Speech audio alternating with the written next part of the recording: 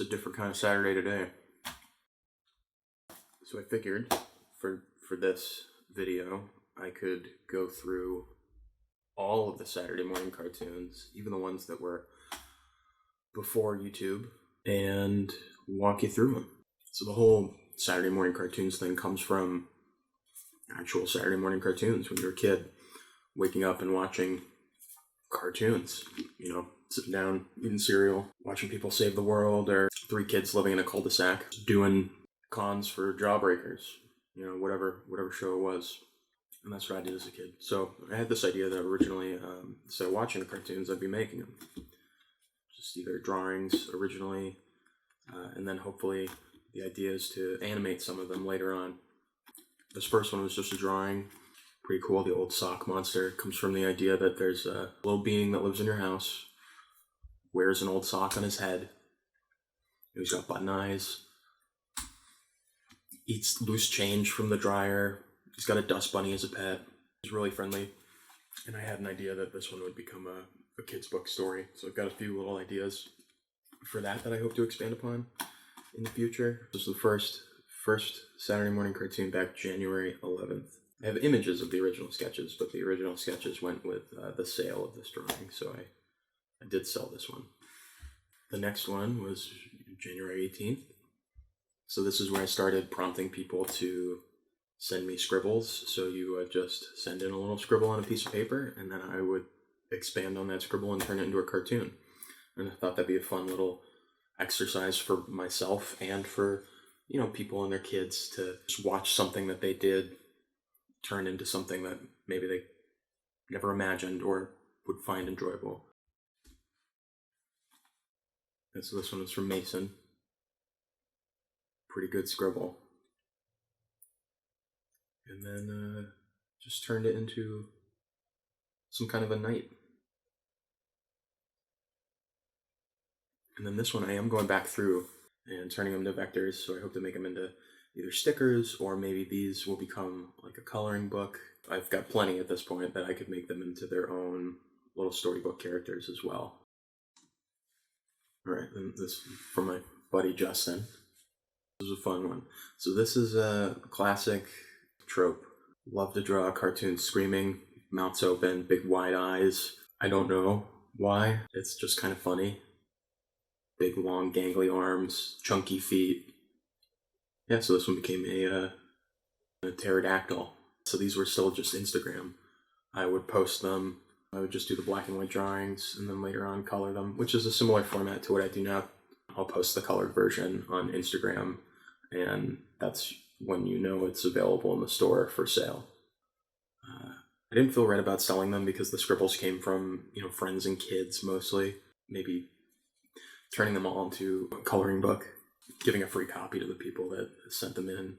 If you want to send me a scribble and I'll turn it into a cartoon, still happy to do that. This one came from Allison, but it was actually one of Allison's kids in her class. Oh yeah, this guy. This guy's really cool. I think he could be a good character. He's kind of got those Doctor Strange vibes, and I really like the color palette on this guy. You know, maybe he walked across a sorcerer's rune and he is still earthworm sized, but now he's an earthworm protector. Yeah, this one's really cool. From Kinley. A good scribble.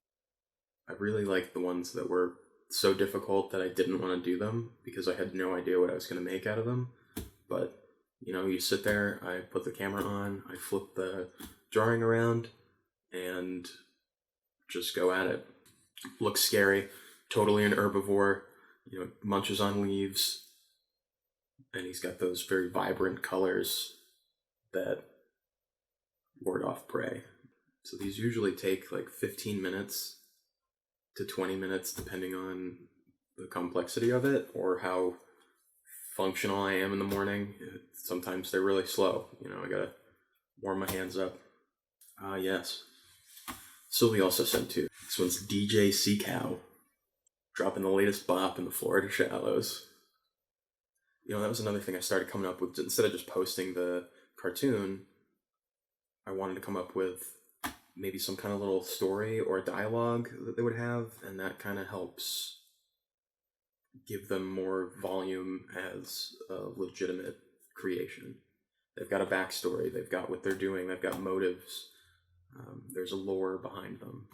This one's good. From Flynn, another decent scribble. I knew exactly what I wanted to do with this one, like right off the bat. And sometimes like I get into this headspace of wanting to not draw the eyes and the feet immediately so people can't recognize it. I know they're only like minute-long clips, but you know, it kind of gives the surprise away. Yeah, this little guy, I can totally see, you know, franchising this one out, and good colors on this one too. So my girlfriend actually bought me Copic markers, which I've been using a lot more lately. So shout out to her. They're amazing. Colors really bring it to life, because then you get a whole story built up off of why is it colored like this? What's its environment look like? And that's something I hope later on, when I have more time, you know, maybe when art's my full-time job, to really expand on these ideas and the characters that really hit and resonated with people. This was another scribble from a friend, but this was the first time, I believe this is the first time I had my animated logo on the title screen. Immediately started going for a fawn, like a pan type, tongue sticking out. Thought it was funny. Again, tongues. But then I started thinking, like, what if they went together, like this one played with DJ Cow, and then I have Sloth is the next one, I believe. Yep, the Sloth. The Sloth is known for having the longest solos in the rainforest, because they're slow. I had references of sloth images for this one, because once I started going and knew I wanted to do a sloth, I didn't want the face to look like a cat. So sometimes once I know a direction I'm going, I will look up references. The fur patterns I thought was really like glam rock, so it played into the whole musician animal. Yeah, this one comes from Allison. So this is another one that was submitted by one of her students. This one was so tough because it wasn't a traditional scribble. So people will send me these and they'll be on lined paper, and I don't want to draw the lines, so I'll bring them into a photo editor, erase out the lines, darken up the line work of the scribble, and then print it out on just printer paper. So a lot of these early ones are just on printer paper. And this one was like crayon or something, and it was just a wild scribble. Originally I had it flipped the other way and it looked like a boat, but I'm glad I went with the way I did with these beetles.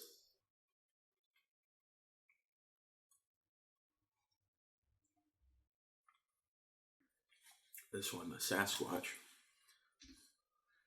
from Barrick. I believe Barrick likes Sasquatches, or believes in them, or doesn't believe in them. I can't remember, but I think he really enjoyed this one. This was another one that I'm filming from my cell phone for a lot of these shots. Sometimes I just don't remember to hit record, or I touch the phone to pause it and never restart it. Sometimes it just stops on its own. Oh, this fun. I didn't really like the red.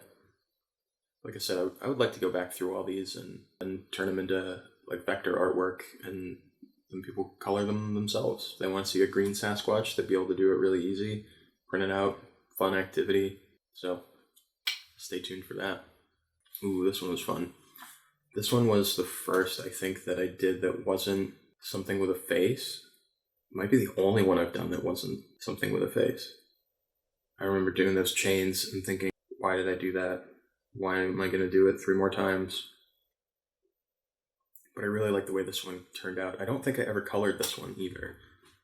You know, originally it started as a big tentacle coming up with a boat in it, and I thought, that's silly, that's predictable. So I added the mace, which I think was a nice touch.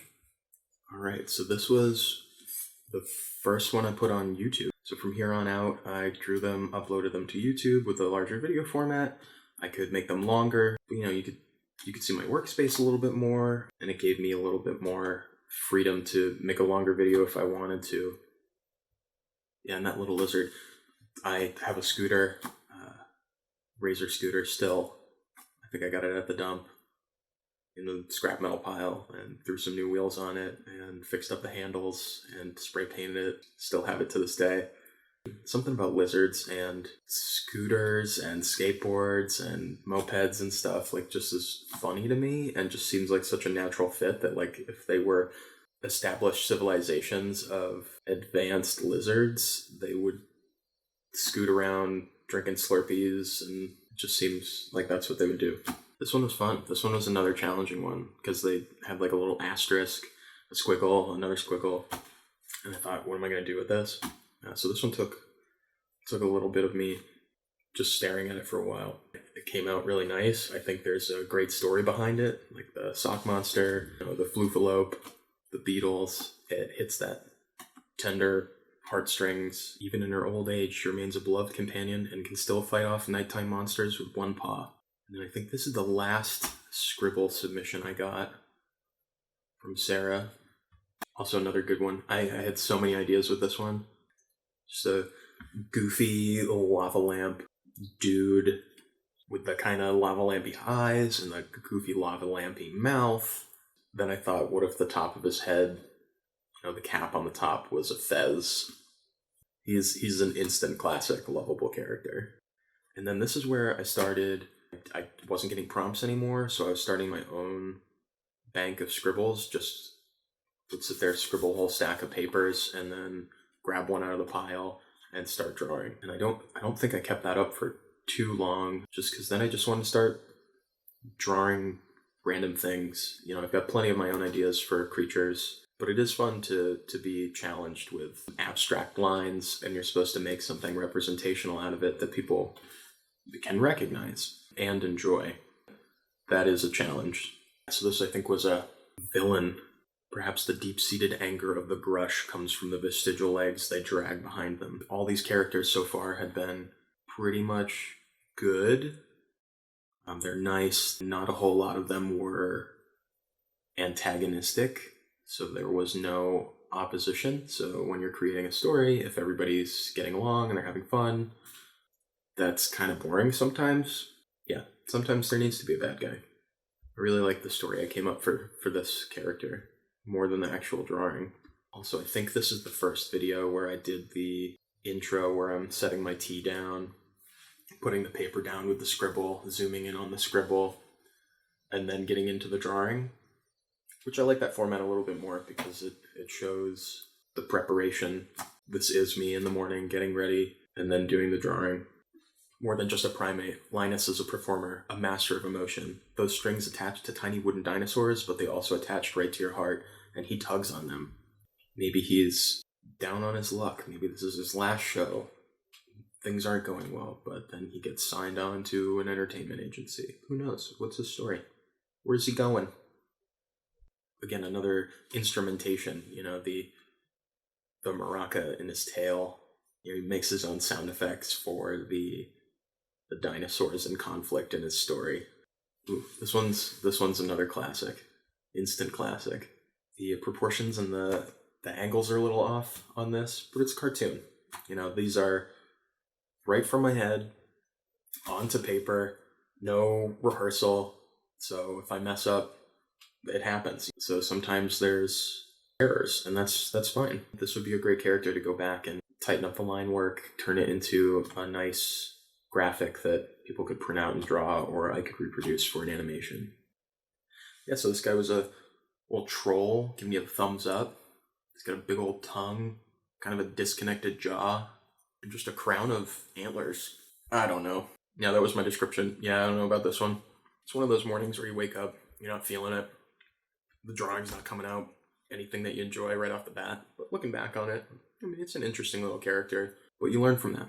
What makes this character something I personally don't enjoy as much. As an artist, evolving every day, looking back on this and reflecting on it and picking out, is it physical features? Is it just the mind space I was in that day? I can learn a lot, but always be producing. I think this video was the first one I'm on these smaller pieces of Bristol. So this is nice archival paper. And I started changing up and adding some different angles to the recording, make it a little bit more dynamic, interesting. I also would color these ones, post them on Instagram, and then these ones, I believe from here on out, are available in the store. I drew it in colored pencil because I wanted to get some veins in on this guy at the end. I've heard from a lot of people that this one's gross. It's just a slimy little slug monster with slimy little slug babies. Started getting a little more sense of the video aspect of this, because I would do the cuts to the end of the fully colored drawing, talk about it just a little bit. So I'm adding myself into the videos and started promoting the store. Yeah, so this was the first drawing that was available in the store. HEITZ.Studio/Bazaar. Who do we got here? The wise old beetle. This like grumpy old beetle. Like he's just so grumpy and old. He's been around too long. He knows it. He's carrying around a wet satchel full of wise sage beetle wisdom. He's seen enough.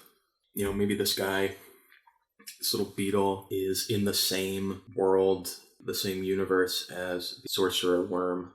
Maybe it's one of those classic stories where they are against each other, but then they realize they're actually on the same team, so they team up at the end. This one took a while. I was kind of getting bored of doing the one character thing, and I was getting a little antsy, so I wanted to do more.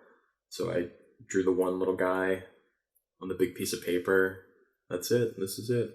But yeah, then I just went crazy, doing a whole bunch of just right out of the top of your head cartoons. It was fun. A bunch of great characters to develop more, make stickers out of, you know, do the Saturday morning cartoons brand, if you will. And just to find these little nooks and crannies and try to fit a character in between, you know, this dancing TV boombox robot and the weird wet raccoon. Like, what could I fit in that tiny space? So not only creating individual personality creatures and characters, but also making the whole composition a solid work. This is definitely one of my favorites. It's also one of my longer videos too. I think this might be my longest video. Shout out to everyone who watched the almost 7 minutes. Yeah, this one was just filled with great creatures. The crystal guy, the egg. The egg's definitely gonna make another appearance at some point. And the cube, the fleshy cube. And coloring this one was a lot of fun. And then we got this skating lizard. Yeah, so again, it's this weird reptiles on scooters and longboards and almost like lizards in 90s culture. It's got like a slushy in his tail. This was a good video to get the details. So I'll just pause the video, move my camera down closer, and then hit record again. So it's seamless. This one I could definitely see as another one of those instant classic, you know, putting this one on a t-shirt or something instead of Saturday morning cartoons, which I'd love to do t-shirts soon. The colors on this one definitely got that kind of 90s vibe. Yeah, this was a good one. This one it's another morning where I wasn't feeling it, and I almost stopped, but powered through it. It's a cartoon, you know, you can only mess it up so much.